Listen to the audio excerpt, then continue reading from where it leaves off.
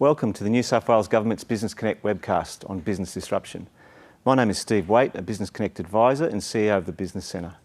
Business Connect is a dedicated program funded by the New South Wales Government and delivered through a network of independent service providers to help you start or grow your small business.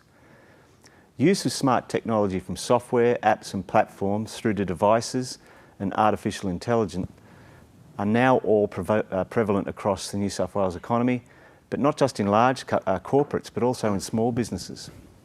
So today we'd like to look at this from that perspective of small business owners and how you can adapt beyond COVID-19 through the use of technology and digital platforms. To help us navigate through this technology in small business, we have joining us today our guest Rob Buck, founder and managing director of Diamond IT. Great to see you. Thanks for being here today, Rob. We appreciate it. Now, Diamond IT helps organisations succeed in delivering innovative technology solutions and customer experiences. It was established in 1996. Diamond IT is now a multi-award winning company that has been recognised as one of the top 10 managed service providers in Australia, with offices in Newcastle and Sydney. Diamond IT has a dynamic and passionate team of over 40 staff. We will, in our discussion with Rob, hopefully leave you with some practical steps on how to best adapt and use technology in your business, and to do so in a way that helps sustain, improve and grow your business. Now, Rob founded, as I said, Diamond IT in the mid-90s, and has since, as Managing Director, guided the organisation by becoming a leading technology solutions provider. This period of time has seen enormous advancement in technology, as many of us would know, which has required him to lead Diamond IT through a consistently changing environment. And how more could we have a period of change than this one? So whilst building success, Rob has also completed an MBA with Merit and is a graduate of the Australian Institute of Company Directors. During this time, he's also performed non-executive roles within the social justice sector. In 2017, Robert was appointed as director to the board of the Samaritans Foundation. So Rob, time for you to start talking with us and having this conversation, and thanks for the time we spent together prior to this, just working our way through some of the issues for small business owners. The first question we always ask in these webcasts is, how has this whole thing been for you? What has it been like, the ups and the downs of it? Where are you at and how have you dealt with it, and what sort of things have happened?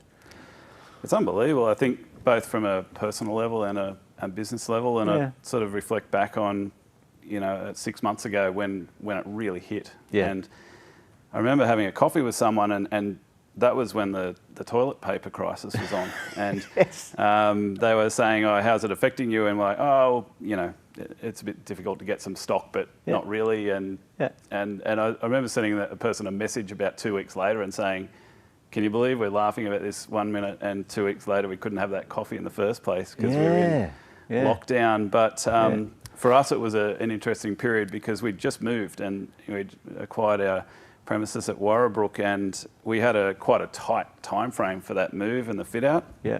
And it almost has no resonance now to say this, but I was really stressed because there was 2 days where we couldn't have anyone in the office during the move and the fit out. Yeah. And everyone was working at home. Yeah. And I was stressing about that. Not from a technology point of view, but just the upheaval of it. Yeah. And you get no empathy to say that now because the whole world's been working at home since. But we finally got the fit out, got everyone in, sitting at a seat, and 2 days later we had to send them all home. Oh my God. It's been like that ever since. But I think one thing that I'll remember for a long time is sitting in my business partner's office with literally no furniture in it, with our management team sitting on the floor for 2 hours just trying to figure it all out. And I'm not ashamed to say probably the first 3 weeks I was just mind blown by the whole thing and really stressing about it. And then you just get to a point where you realise, okay, we've just got to get into this. Have to make the adjustment.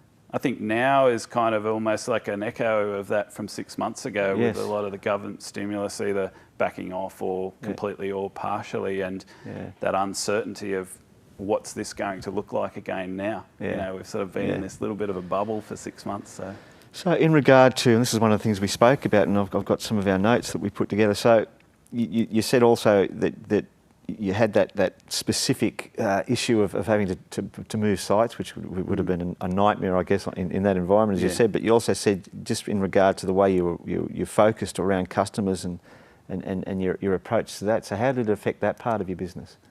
Yeah, well, it was you know, the biggest effect I think for us was two things. Firstly, we help people under a fixed price model, and we had support loads in one of those first 3 or 4 weeks that were up 87%. So for the first month, our loads were up around 60-65%. And we'd actually had a couple of new starters. There were people that didn't make it into the office for 4 or 5 months. So onboarding someone when you've never met them, you know, at least face to face, and the fact that you're also completely consumed by the decision-making process. Yes. So we had I had a new PA start for me, and about 3 weeks afterwards, she sent me an email, so have you got anything for me to do? And I'm like, I'm so sorry, you know. So that was just an incredible upheaval, and I was very concerned about the impact it would have on customers. But what I found, speaking to a lot of our customers during that time, is they were just really empathetic about it. They were going through the same thing. Yes. You know, they understood what was happening, and I think I saw a few things during that period that was really quite heartwarming to see how people responded to very difficult situations. I'd agree. I think a lot of the people that we've spoken with have said that sort of spirit of we are all in this together, you know, along the whole supply chain or across a whole sector. Yep. Yeah, that's right. Okay, so we've got some questions to go on to which you and I developed, and I guess the questions we're about to lead into are things like this: the challenges around IT. You're going to give us some insights around that now, making decisions around IT as a small business owner. And we got to that idea of addressing the gaps. Once you've got a sense of the challenges, what the gaps are, the opportunities you and I spoke about. There are indeed opportunities from this time as well.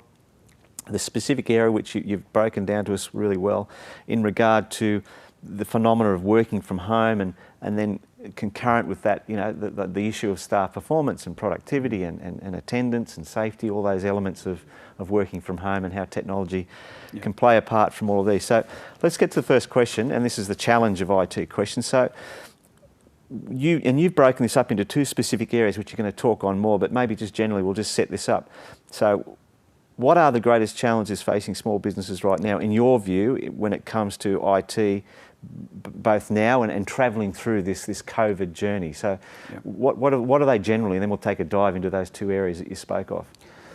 I think, and I like the fact that you say from a technology point of view, because I feel almost guilty talking about this when they've got such much bigger challenges economically. But from a technology point of view, I think it's productivity and communication, and then cybersecurity. Right. So from a productivity point of view, it really depends on what technology they had in place before this. So across our customer base, we had people who've told me this was seamless. You know, they already had the technology in place to work from home, and you know, they just, that was how they already worked. Do you mind if I just quickly ask a question and we'll keep going? Yep. So was that a case of them having technology and systems in place that were working essentially probably below their capacity because people weren't using all of their capabilities, and this switched that on? I would say everyone. I would say everyone works differently. Okay. So this particular organisation, it was pretty much how they work. They were just a very mobile organisation, and I remember them being really thankful for us putting that technology in. It was nice to hear that, but I said, well, look, at the end of the day, you're the ones who invested in this technology. So, but yeah, certainly, you know, there's always going to be varying degrees of interest in technology across different businesses, partly because of just the way they see technology and partly because of their needs. So, but yeah, if you've got the technology in place already, then it was going to be a lot easier to do. Yeah. The second part is, are they using it? And is it part of their culture? And have the people been trained appropriately to work with this technology? Yeah. A lot of people, with the way licensing works these days, already have Microsoft Teams. They're already paying for that. You know, they've already got SharePoint Online. They're just not necessarily actually using it. Yeah. So from that perspective, I think communications, I know a lot of, I wouldn't say a high percentage, but a lot of organisations I've spoken to in the last 6 months, you ask to speak to someone, they say, I can't transfer the call to home. So technology's been around for a long time. It's been able to allow that to happen. Yeah. And I personally think right now the last thing you want to be doing is potentially losing revenue over the fact that you know, customers can't get to speak to someone. So both that productivity and communication really a key thing. So when you were talking about the uplift in calls and inquiries that you were getting at that, you know, that sort of period when it hit, what were people calling up to ask for help with? Yeah, I guess I probably should have clarified that. Really, it was just a massive move to home. So whether or not they had that technology, I guess if someone does something 100 things in technology, there's a certain percentage chance it's going to go wrong. And so when you just have literally thousands of people across our customer base that we're supporting going to home, there's going to be problems. So we just had that you know, huge amount of calls coming in for that. Okay. And then the cybersecurity piece. So tell us a bit about your, you know, the challenge of that at this time. It's a big challenge, and it also worries me that I think a lot of business people, understandably, don't have the mind share to be thinking about that right now. They've got a lot of things on their plate. Cybersecurity is a very big risk, and you know, I think that even people outside of the technology sector are well aware of that. But when you move to home, it just changes the dynamic. So let's say in the office space, you know, there's a potentially a multi-$1,000 router sitting in the corner that's got great cybersecurity, and everyone's sitting behind that. All of the equipment is, you know, has been purchased by the organisation, and they've got some control over it. Then you move home, and suddenly you're relying on that person's internet connection when they're connecting to your servers, and everyone's differently. You know, if they're in a pure cloud environment, it's going to be different. But generally, people have got to be conscious of the fact that you know, that's how it is now. And when you bring the home equipment into your network, it's going to increase risk. And you know, cyber. You know, we'd like to think the cyber criminals would sort of go, well, look, these guys are dealing with too much. We're not going to attack them right now. But guess what? they don't think that way. And I believe the FBI has come out and said that cyber attacks are up 300%. Because there's many more vulnerabilities. So typically, and we had a good conversation that, as you said, there are many solutions, commercial solutions and platforms to resolve some of the things we're about to speak about. So we're not going to talk about specific vendors per se, but there are many ways, or there are many software and hardware solutions to help people with this shift to home and maintain cybersecurity, and they probably need to speak to their IT expert to help them with that. So what types of things, at a general sense, do you mean? Yeah, I think generally I would say, look, a huge percentage of people are using the Zooms and the Microsoft Teams now, and they're doing that because I think the absolute most jarring aspect of this is just being able to communicate with people. So they've been forced into that.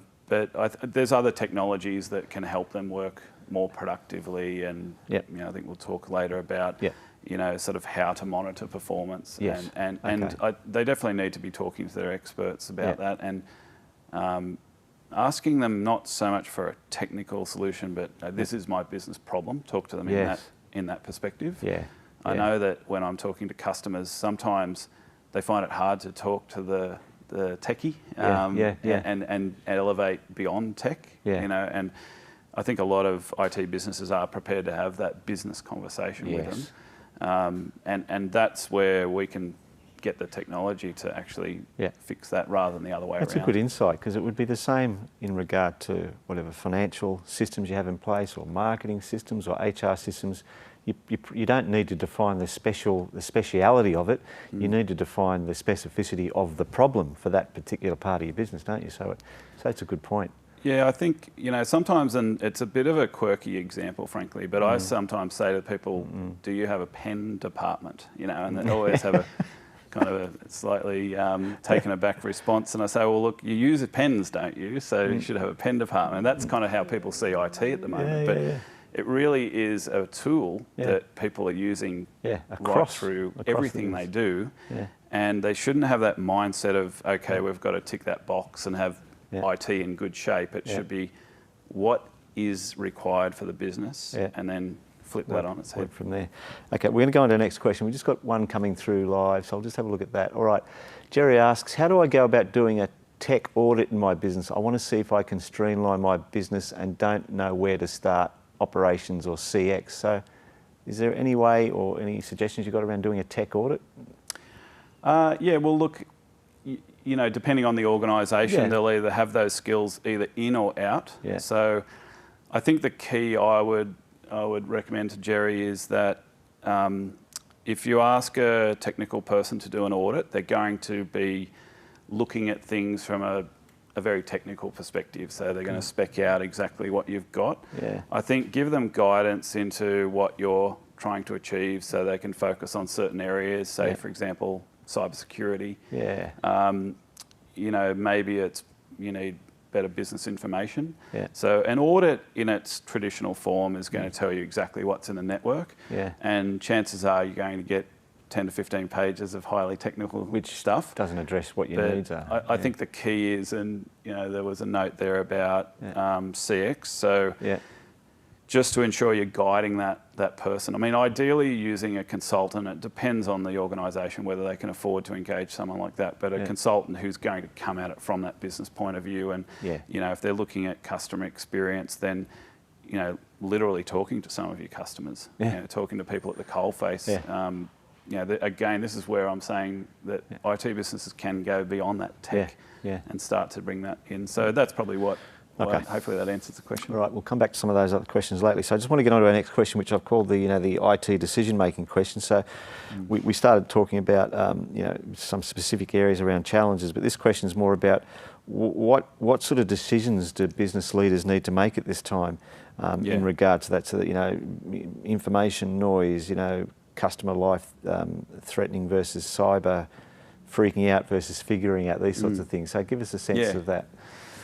Look, I think decision-making, if you and I were going to write a textbook or an e-book on decision-making, we'd like to think that there was plenty of data available and there was certainty of certain outcomes and that we had a decent time frame to make that decision and that we weren't under pressure. Yes. But we've got none of that right now. No. And I think, if we're talking again specific to IT and decisions about what they need to do, I think there's a positive there because the things that they might get pushed into doing right now are things that are going to help them in the future. So it's never going to be a bad thing for them to be able to transfer a call to one of their staff at home. That's not going to go away. It's not like I'm not sure if there's a great example, but let's say that we were concerned about a drought and we built 3 extra dams at significant cost, and maybe it's not a perfect example because maybe we need those dams, but let's say we didn't need those dams. You've just put that investment into something that after that drought you actually don't need anymore. I would say, it's a broad brushstroke, but I would say most things that are happening in technology aren't sunk costs. They're things that, and I'm talking specific to this pandemic and the situation we're in right now, where people need to be able to have that cybersecurity to work from home. They need to be able to work from home productively, or frankly work from anywhere. That's a really good way to look at it. It's got this sort of latency in it, hasn't it? I don't think it's ever going to be a bad thing. It's not going to be a dam we don't need. It's just a reality that those things are going to be helpful in what we call this new normal. I like what you said there, because when we spoke about this, you sort of said that so they can be reluctant to invest when at a time when cash flow might be low. But as you said, the benefit of this could be very much an ongoing benefit. So they need to see it in the medium and the long term in regard to its benefit. You also spoke here when we spoke about this question about many businesses can't see how they can improve through technology or what technology to use. So helping people at the moment, understanding technology's capability for their problems. What sort of insights have you got there? I think for us, the main thing helping people is, it's almost like anything you do in strategy. Where are you now? Where would you like to be? How are we going to get there? So a lot of it's going to depend on what they have in place right now, and what business outcomes they're going to try to achieve. I think in some aspects of technology, certain things we can implement quicker than other things. So, internet connections at times. Anyone who's connected to the NBN over the last few years probably have a bit of an idea that some things just simply take time. So I think for us, it's just a matter of talking to the customer, helping them understand what can be done quickly, or at least what can be done inside that time frame, and what are the gaps. So it's probably not dissimilar to most situations. It's just that time frames have changed. So one of the hesitancies often with an investment in technology, whether it be software or hardware, typically is, and I'd like to get your insight into this, typically is, well, if I buy this now, I should wait because there'll be another version, or that quandary. So what's that like now? Is that still a thing?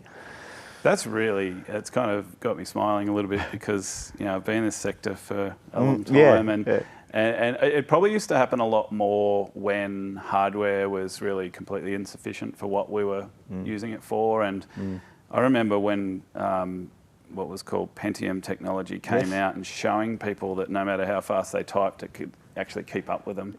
This stuff doesn't really, it's not really there anymore. But I still, reflect on conversations I've had even in the last month, where people just look at it, they need to look at it as a cycle. So, if they're in a situation where they need on-premise infrastructure versus cloud, and in that case it's really not relevant to cloud, but some organisations have to be on-prem. It could be a software application they're using.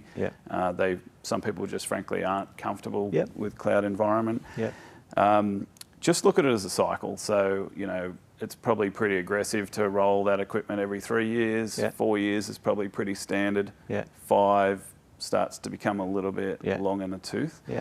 So even if you don't finance it and it's a capital outlay, they really should look at it as a monthly amount that they're going to depreciate it over that time. So with your, the models that are available in the industry, is that sort of reflected on the way that services are now often offered? That it's not an upfront capital cost. It is amortised through a programmed approach. Is that sort of typically how things are delivered in the industry? Yeah, well, I think cloud certainly fits that. But if we talk specifically about on-prem again, in that situation, like, okay, I want to wait another year because something faster will be coming. Well, something's always coming that's faster.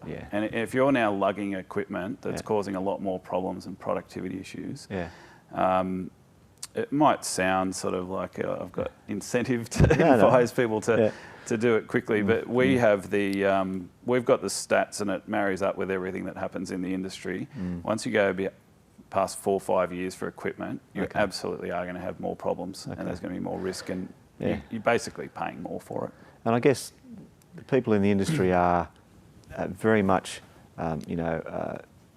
self-educating and keeping abreast of where things are coming, because you would be wanting to see things that are tested, that can deliver on the existing capability and add value in some way. So you're always looking ahead anyway, I'd imagine, with the people that provide this equipment, provide these software solutions to you. Yeah, I think it's part of what we do is kind of cost centre stuff that people don't really want to spend money on, which is fair enough. And frankly, I don't either. I mean, we don't necessarily get it much cheaper than our customers do, and I don't like spending thousands of dollars, and in our case more than that, on servers every 4 or 5 years either. But then there's the investment side and the profit centre stuff, like if we go to Jerry's question about customer experience, where you can actually impact a business and take it forward. So they're two different conversations. There's really the kind of, okay, we've got 10 computers and we've got a server. It's going to have to be rolled every so often. We've just got to deal with that. Build it in. That's just got to happen. And no one gets too excited about that conversation. But you can then look at ways of serving your customers better and understanding your customers better. Okay, I've just got a quick question here. So Angelina asks, our team is thinking of consolidating all of our tech platforms to Microsoft Teams. We currently use Zoom, Slack and Asana. Is Teams all it's cracked up to be? We may or may not answer that question, because we did talk about some of that stuff we might talk about offline. I'm happy to just comment generally on it. Okay, I mean, just talk to your experts about the what it's going to cover. I'm personally a fan of having as many eggs in one basket. So just generically, if I'm advising people on what to do with software, there's two broad approaches. You can try to go for a best of breed in each, or something with a wider footprint. And both have got their advantages. I generally lean to have something with a wider footprint, and in this case, Teams does have that wider footprint. And over time, what I found with Microsoft, who literally spend billions of dollars a year on R&D, is they might have a product that's not spectacular here, but a lot of people judge software when they buy it on where it is right now. You're probably going to live with this for 5 to 10 years, and that's maybe a good more. point. You've got to look at, probably the key thing I think people need to look at is they always look at the functionality, but rarely look at the technology behind it and the financial strength of the organisation that they're working with. Because where this tech is now compared to where it's going to be is going to be based on how much that organisation's investing in it. And in the case of Microsoft, I can say that that's a lot more money than almost everyone else is. A bit more horsepower behind it. Okay.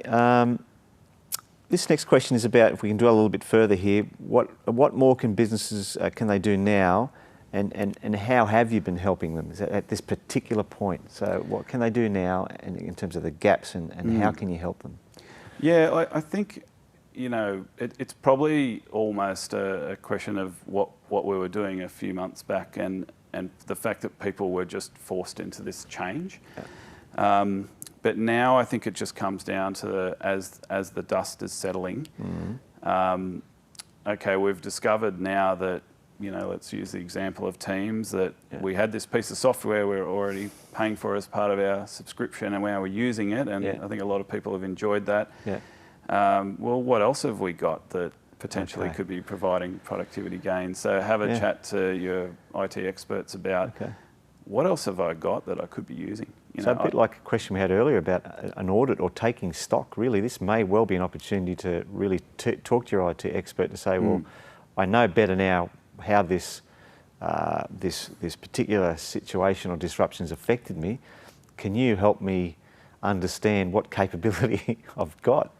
Yeah, and that would be a good thing to be part of the audit, to look at that. I think, if I'd gone to the market and said, look, and frankly we were, Teams is a good situation, then even though they own it, there's that,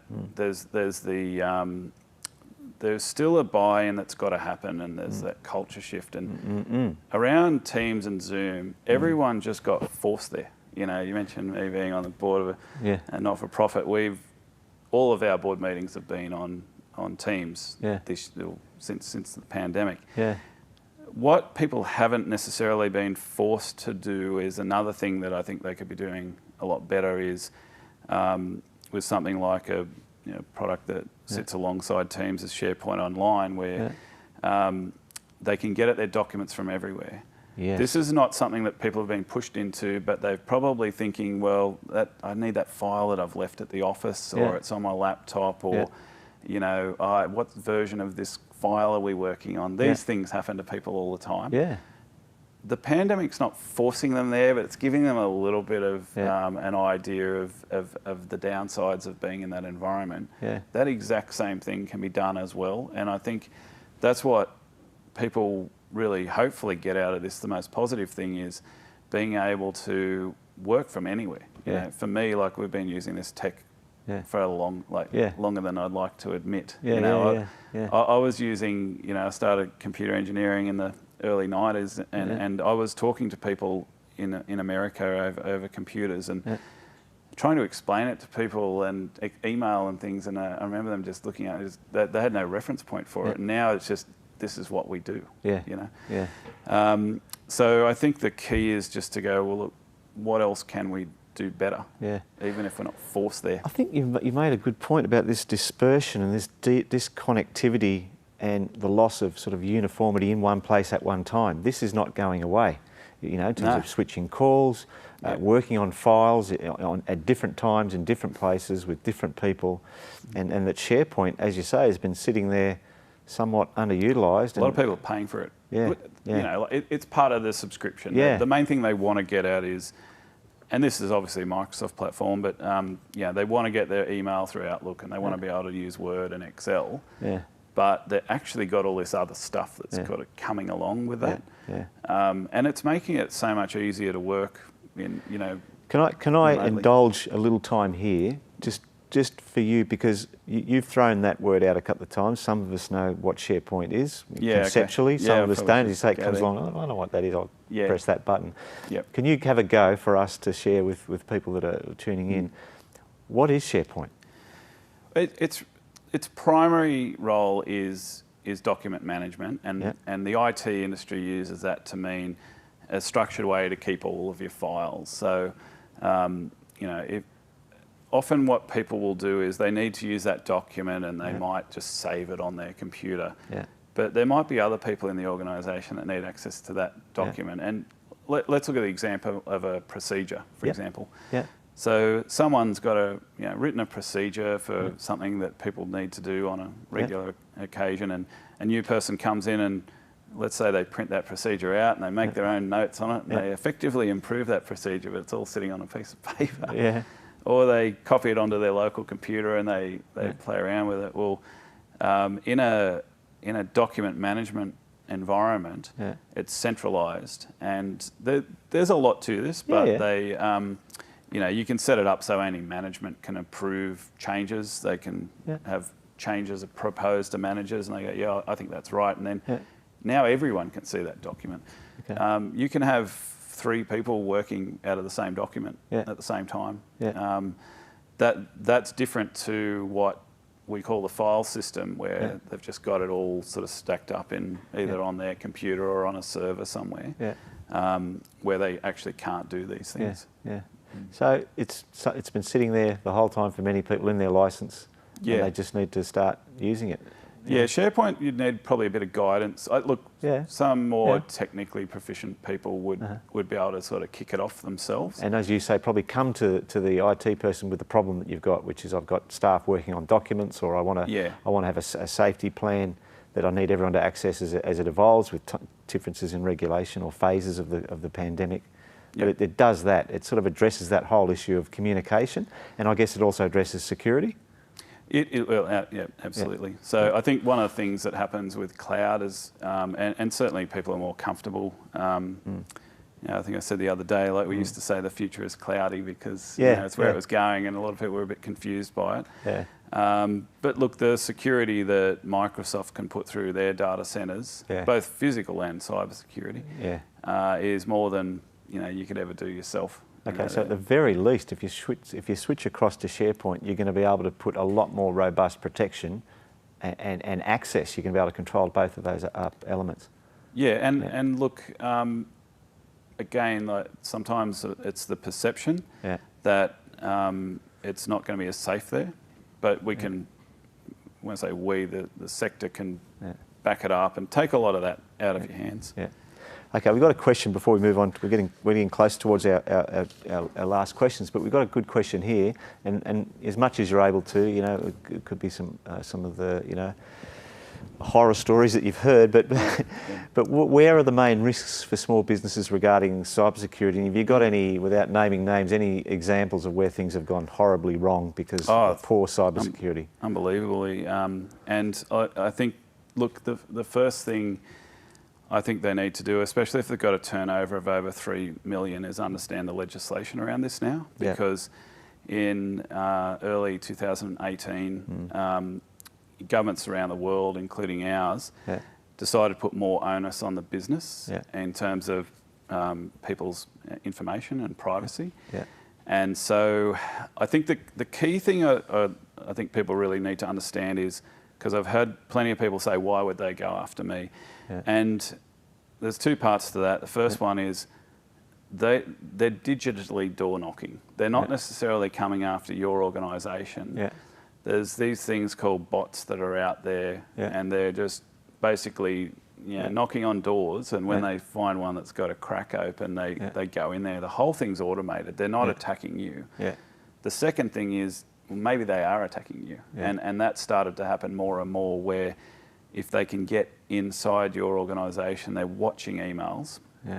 They're watching how you speak, the way that you communicate, and they're keeping an eye on what's happening with finances, and then they're looking at payment cycles, and suddenly they're directing a payment to another bank account. And by the way, this has changed. This details have changed, and they're actually having a conversation.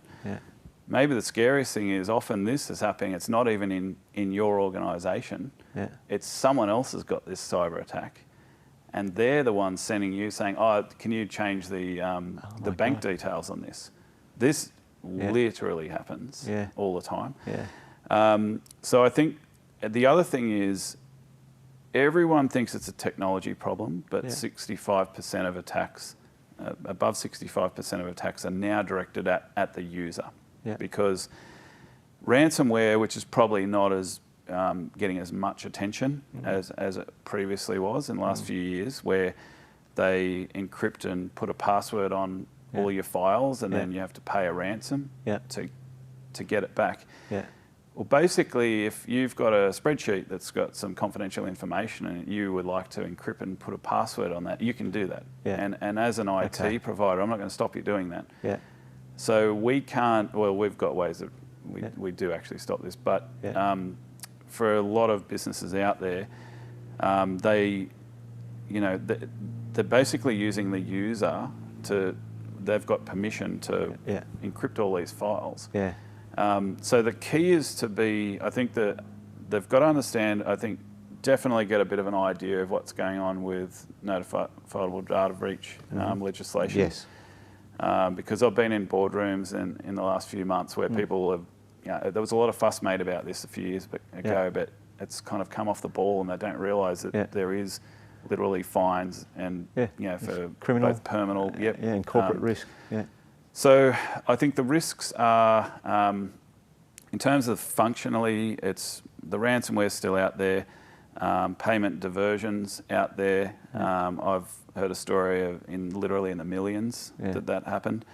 I've seen it in the order of $50,000. So people are getting inside the internal conversations around invoicing. So they're kind of in a shadow land, sort of mimicking people inside the organisation talking to each other. And that's why you need to actually jump on the phone. If someone changes bank details, jump on the phone. Don't ring the number on the on the email. Make sure you know who you're calling and say, "Did you mean to do this?" Because again, that attack might not have even happened inside your organisation. Ah, right. Okay. I'm just telling you to redirect this $50K payment. All right, look, we're getting towards the end of our time. As usual, we sometimes run out, but I want to get one more question in before and I know you've got some top tips for us, which you've put together. We're going to put those in the notes for this webcast. But we've got another question here, which I think a good one for us to end on, and one we spoke about, about this upside of this as well. So, is there an opportunity for small businesses right now to improve through technology? And you gave me some answers here around the pandemic and Zoom, and also about percentage increases in Teams, etc., and Zoom uptake. And so, what are the opportunities? Yeah, I think some of it aligns to stuff we've spoken about already, and that is that, look, they've probably got some tech in there that they could be using, and it's really about, I think it's probably about, there's so much going on in their minds right now, but once the dust settles, talking to your experts, what can we do better, what have we got access to? I think one thing in terms of the mobile workforce is a term that we use in the industry called business intelligence. And business intelligence is really about giving people dashboards and analytical information that helps them see where they are in their business. So when we look at when I have that type of conversation with people, I've got all my financial reports, but do you have dashboards that show what your customer satisfaction levels are month by month, This is the sort of thing we do. I can look at different technicians and see where it all is. So that's business intelligence, surfacing this information that might not necessarily be buried in your financial systems. And comparing it to other data as well, which is really powerful. Well, I use in Microsoft, I use the analytics just for my weekly report, just to see where my time is being used. And I find that really useful. And collaboration time, it can give you that, working with others. Who have you worked with most? You know, that type of thing. I find that really useful. Yeah, and that's part of that's probably a whole different can of worms for artificial intelligence, which is starting to come through now as well. Well, I'd like to thank you. I'm going to close now. We really appreciate your insights, and I like the way that you essentially made a really powerful observation that IT is another part of the business, and that you should probably look at the problem, not the IT, and work your way back from that, and then look at your capacity and look at your gaps, and then make some decisions around it. That's right, we don't have a pen department. No pen department. I love that one. All right, thanks Rob. I'm just going to cut out. Okay, it's time for me to wrap this webcast. We'd like to thank Rob once again for sharing his insights and providing some tips and potential strategies that people can use and begin to adopt and to put in place for their IT and their business. Now, if anyone would like to make contact with Rob, please contact us and we'll send through your details and inquiry to Rob and his team. We'd like to again thank and recommend the Business Connect program, which is dedicated and funded by the New South Wales Government and delivered through a network of independent service providers to help you grow your small business. If you want a business advisory session subsidised by the New South Wales Government under the Business Connect program, call 1300 134 359 or email connect@treasury.nsw.gov.au. It leads me once again to thank the amazing team from Forwardtronics who provide all of our webcast technology and production, and we're very happy to pass on their details to anyone that reaches out to us in the area of webcasting. Thank you for joining me again, and thank you once again, Rob, and we'll say goodbye for today's webcast. Thank you. Thanks, Steve.